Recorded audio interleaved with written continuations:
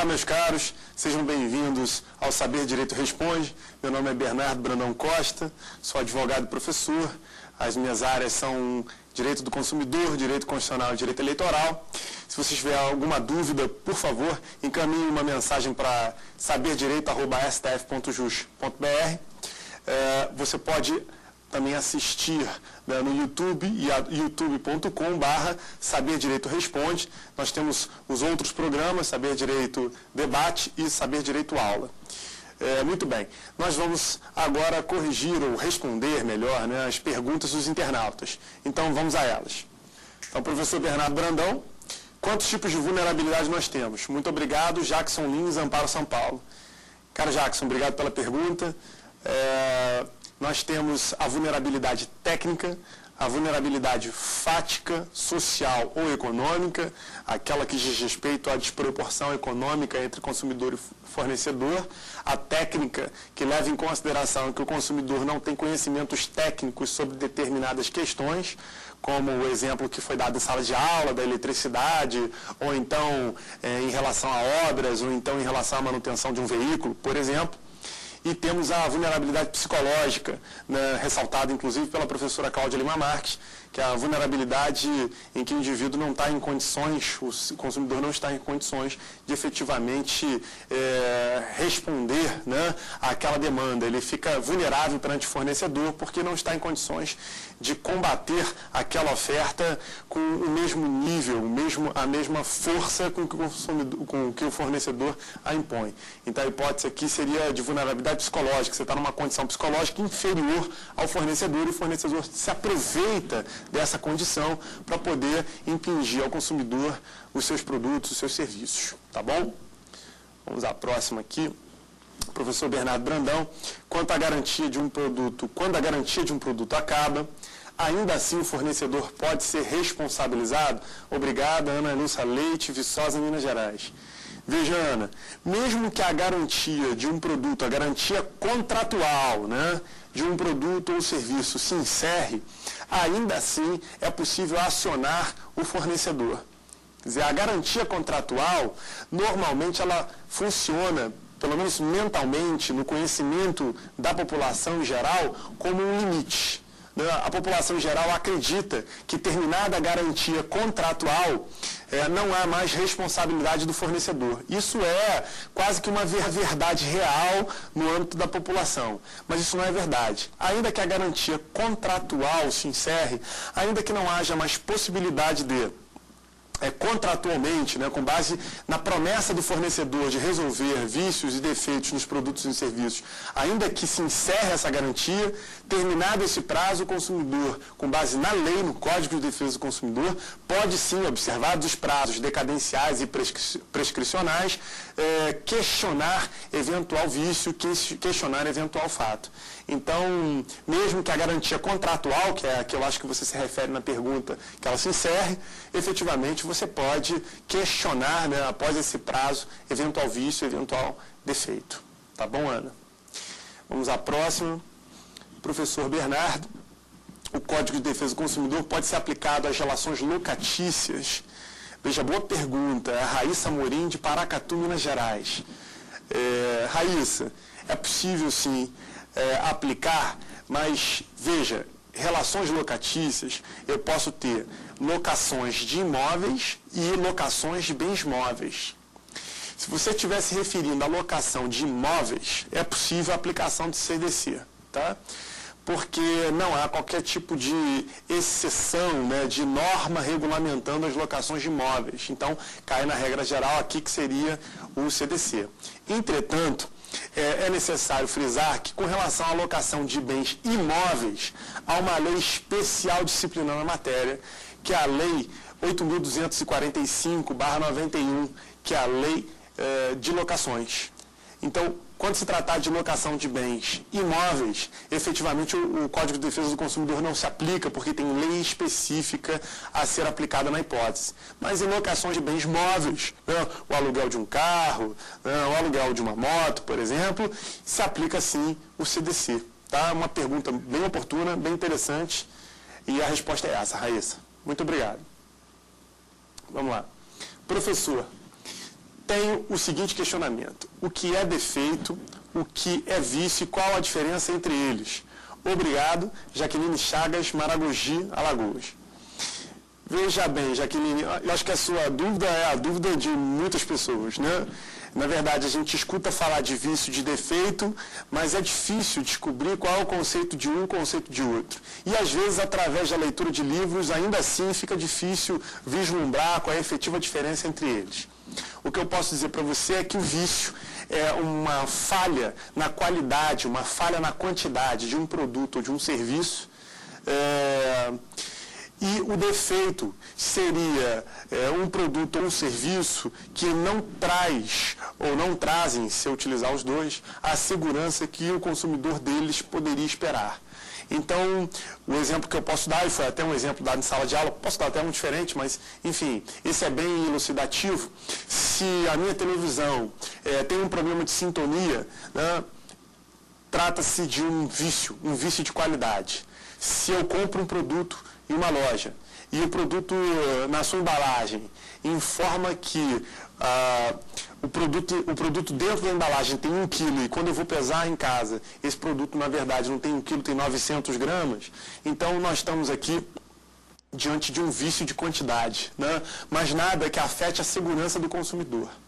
Mas se, por exemplo, o produto não é fabricado com a segurança necessária, não são implementados os elementos, né, a atenção necessária para a fabricação e etc., é possível que isso gere um dano grave ao consumidor. Isso ameaça a segurança do consumidor, como, por exemplo, um medicamento que não é produzido com todas as seguranças, com todas as observações, com todas as atenções demandadas naquela situação, que deveriam ser demandadas naquela situação. Como, por exemplo, um medicamento que uma vez matou muitas pessoas no Brasil, era um contraste que foi vendido e que estava contaminado, foi contaminado na linha de produção. Então vejam que aqui, toda vez que há uma repercussão na segurança do consumidor, então nós temos hipótese de defeito. O produto ou o serviço não trazem a segurança que o consumidor deles poderia esperar. Quando se trata de um problema de qualidade, da quantidade, aí nós estamos na seara do vício, né? Um produto que, ou um serviço, né, que é mal prestado, mas que não afeta a segurança, como um corte de cabelo, é um serviço mal prestado, o cabelo é mal cortado, isso não afeta a segurança do consumidor. Então, nessa hipótese aqui, nós temos vício e não defeito. Essa é a diferença entre eles. Muito bem, senhores, nós vamos fazer um intervalinho agora. Voltamos daqui a pouco, após o intervalo. Obrigado. Olá, sejam bem-vindos ao Saber Direito Responde. Meu nome é Bernardo Brandão Costa, sou professor e advogado, sou especialista em Direito do Consumidor, Direito Constitucional e Eleitoral. Nós vamos responder hoje as perguntas dos internautas. Se você tiver alguma dúvida, encaminhe para saberdireito@stf.jus.br. Vamos às perguntas aqui. E temos uma pergunta de Lucas Rissato, São Paulo. Ele pergunta o seguinte: vulnerabilidade é a mesma coisa que hipossuficiência? Veja, Lucas, vulnerabilidade não é a mesma coisa que hipossuficiência. Eu poderia dizer o seguinte, que a vulnerabilidade é o princípio mãe aqui, e a hipossuficiência pode ser um elemento da vulnerabilidade, tá certo? É possível que seja um elemento da vulnerabilidade, ou melhor, é um elemento. A diferença é que ser vulnerável significa dizer que você está numa posição de inferioridade em relação ao fornecedor, tá bom? Então, o fornecedor está numa posição de superioridade em relação ao consumidor e isso se presume, porque a lei presume essa regra, né? Ela presume que o fornecedor está numa posição de superioridade e que o consumidor ele é vulnerável em relação ao fornecedor, ponto. Ser hipossuficiente significa dizer que você não tem condições financeiras, perfeito? Talvez condições financeiras para contratar um advogado, condições financeiras para contratar um perito, condições financeiras para discutir com um fornecedor, perfeito? Em juízo ou de outra forma. Então, nesse caso, a distinção que se faz, é importante, é que o fato de você não ser vulnerável, ou seja, melhor, corrigindo, o fato de você não ser hipossuficiente, ter recursos, condições financeiras, isso não significa dizer que você não seja vulnerável. Veja, ainda que você não seja hipossuficiente, ainda que você não tenha parcas condições financeiras, ainda assim você será considerado consumidor e, portanto, vulnerável. Então, o fato de ser hipossuficiente ou não interfere necessariamente na vulnerabilidade. Sendo hipossuficiente ou não, o consumidor continua sendo considerado vulnerável no mercado de consumo. Lembrando que, no caso de consumidor pessoa jurídica, essa vulnerabilidade terá que ser demonstrada segundo a orientação do STJ. Ok? Obrigado pela pergunta, Lucas. Vamos à outra pergunta.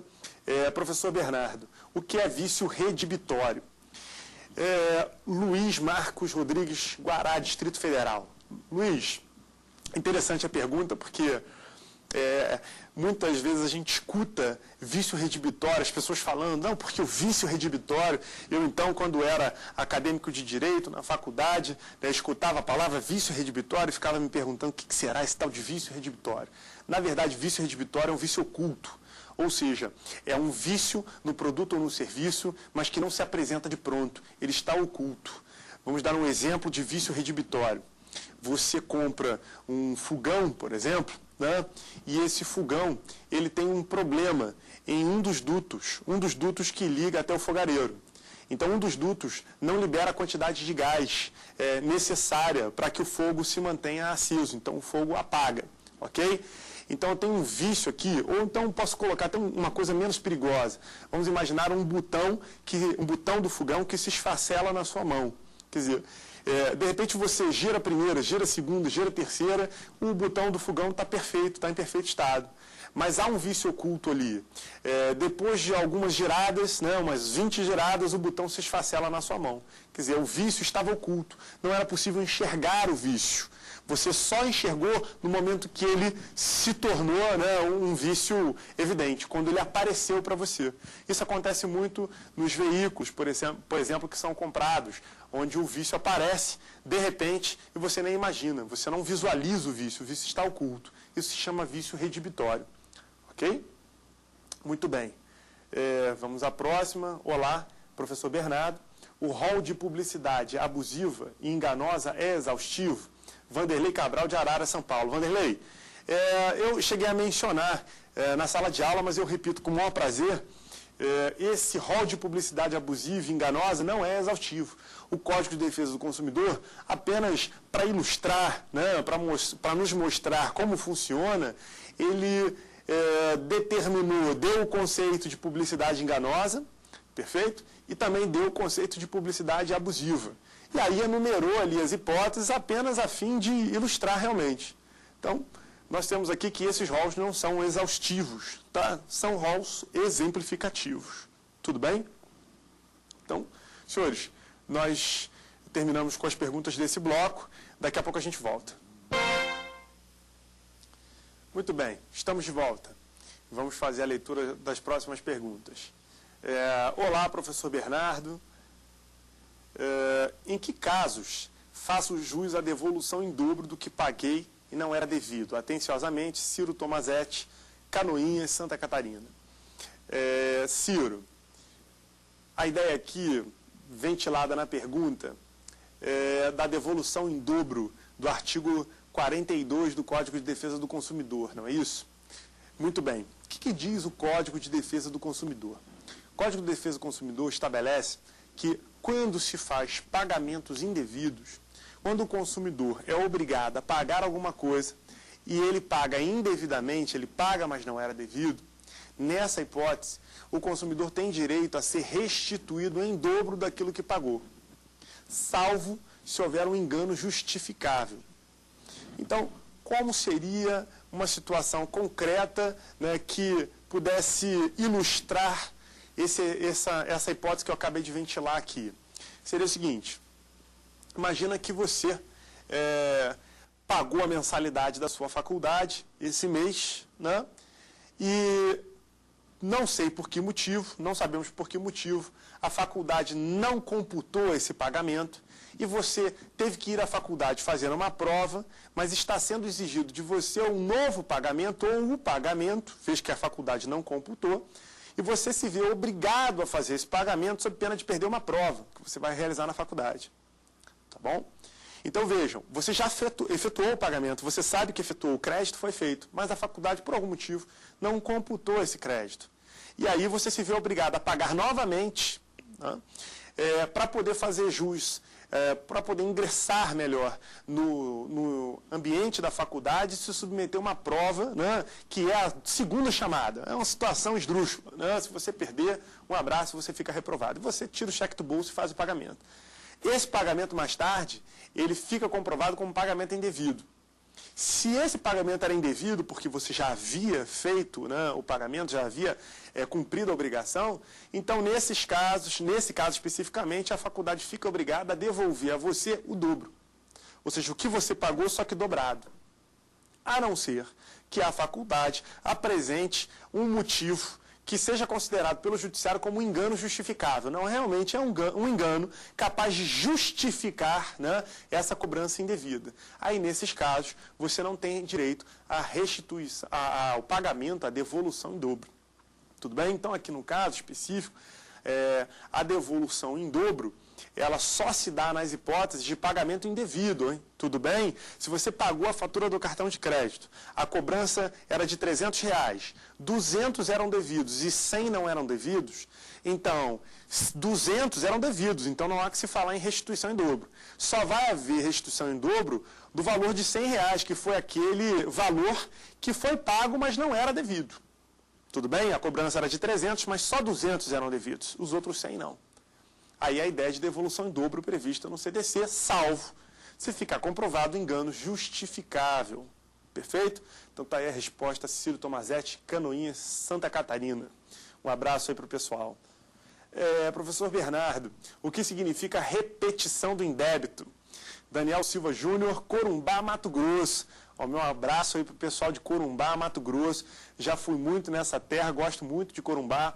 Meu pai era de Corumbá e eu sou campograndense de Mato Grosso do Sul. Né? Muito embora tenha me criado, né, desde criança, desde neném, no Rio de Janeiro. Mas guardo um afeto muito grande por essa cidade.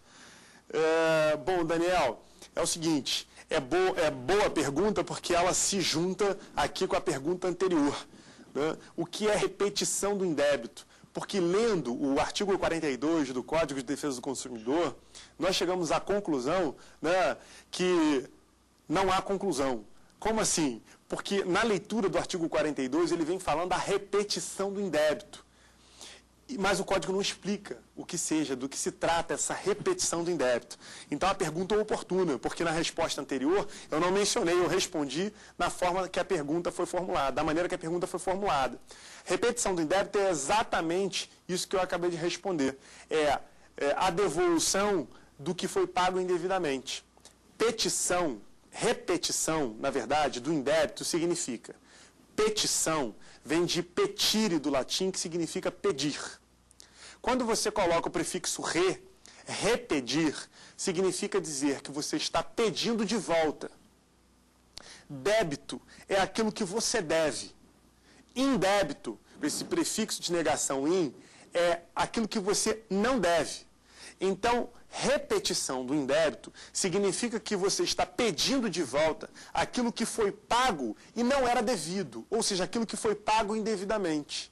Então, quando o CDC, no artigo 42, fala em repetição do indébito, ele está dizendo que você pagou alguma coisa, aquele pagamento era indevido e deverá, né, no caso, ocorrer a devolução em dobro do que você pagou, salvo na hipótese de engano justificável por parte do fornecedor.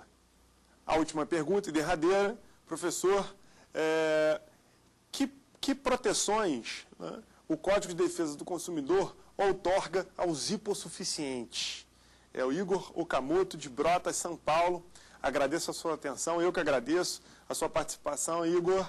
Bom, o Código estabelece o seguinte, que os hipossuficientes, aqueles que não têm condições financeiras, vejam, isso não é para qualquer consumidor, é especificamente para os hipossuficientes.